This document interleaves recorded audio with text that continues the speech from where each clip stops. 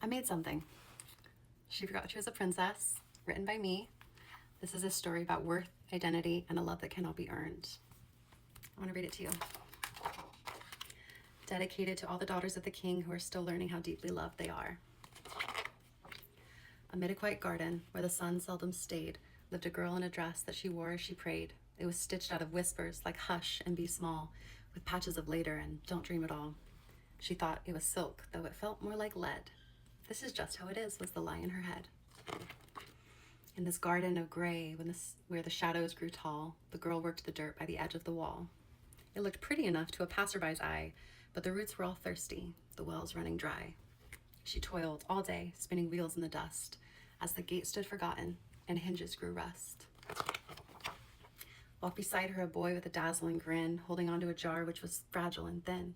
He didn't bring water, he didn't bring seeds, only brought hunger and 1,000 small needs.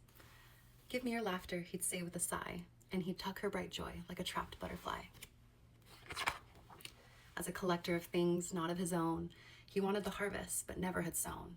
He'd shout like the thunder and darken the day, then lean on her shoulder when storms blew his way.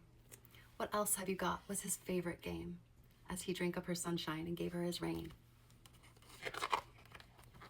The boy didn't help much. He just sat in the shade, content with the price she was willing to pay. But she tired of trying to make dead things grow, in a place where she slowly became her own foe. One splendid dawn, a silver cat padded by, with big curious ears and God's love in her eye. The girl called her Stella, who'd stayed by her side, a friend who'd become a small earthly guide. She did not scold, and she did not demand, simply placed a soft paw on the girl's trembling hand. And deep in her purr was a hum, sweet and low, a secret the girl was now ready to know. You may wear dusty rags and work your hands to the bone, but child of the king, you are never alone. The girl searched her pockets through pebbles and thread, past old bits of doubt she had carefully fed, then found the letter, like a spark in the dark, with a seal made of gold and a heavenly mark. It didn't say earn this, it didn't say prove, it didn't ask how many mountains you'd move. It's a map, cried the girl, it's a call to come home, to a place where the children are invited to roam. She ran to the boy with a heart full of fire. Look, there's more than this mud and this mire. She urged him to look, to feel down in his coat, and he pulled out his own, a small matching note. The king called them both. The choice was right there, to stay in the gray or to breathe cleaner air. But the boy shook his head with a shrug and a sigh. This garden is growing. I'm content with my life.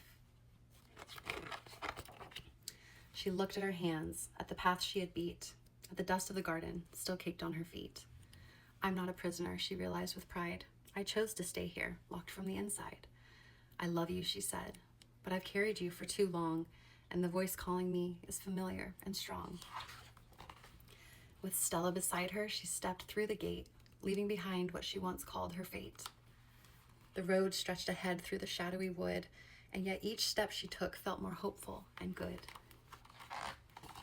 At the edge of the kingdom, where the old forest ends, was a sentinel ready, the truest of friends. She stood like a tower of ancient white stone, patiently waiting to guide the way home. The princess is weary, the guardian said. The king has a pillow for her tired head. With a click of the iron, the gates opened wide, and the girl felt the peace which was waiting inside. A stillness fell around her, no footsteps were heard, yet she felt his presence like something once learned. Her heart beat so loudly, it knew who was coming, then slowed down to match his familiar humming. The girl froze in place, unsure what to do, for she'd never been held by a love that was true. But the king knelt down gently, his voice warm and low. My child, he said softly, I've missed you, you know? And the girl felt a tear that she had held for so long finally fall like the end of a lonely song. The king walked beside her through fields and past streams, through orchards that shimmered like pieces of dreams. He showed her the forests, the rivers, the sky, and taught her the names of the birds flying by. They laughed as they wandered the hills in the sun, for healing, he told her, has only begun. The girl looked down softly at the dress that she wore, the heavy old rags she had carried before. But down from above came a gown light as air, with sleeves made of sunlight and peace woven there. Each button was faith, and each stitch was his grace, all sewn by love's kind and gentle embrace. She twirled with a laugh in the bright evening sun, remembering who she was meant to become. And that heavy old dress that once pulled at her feet was cast in the bin where old burdens should be.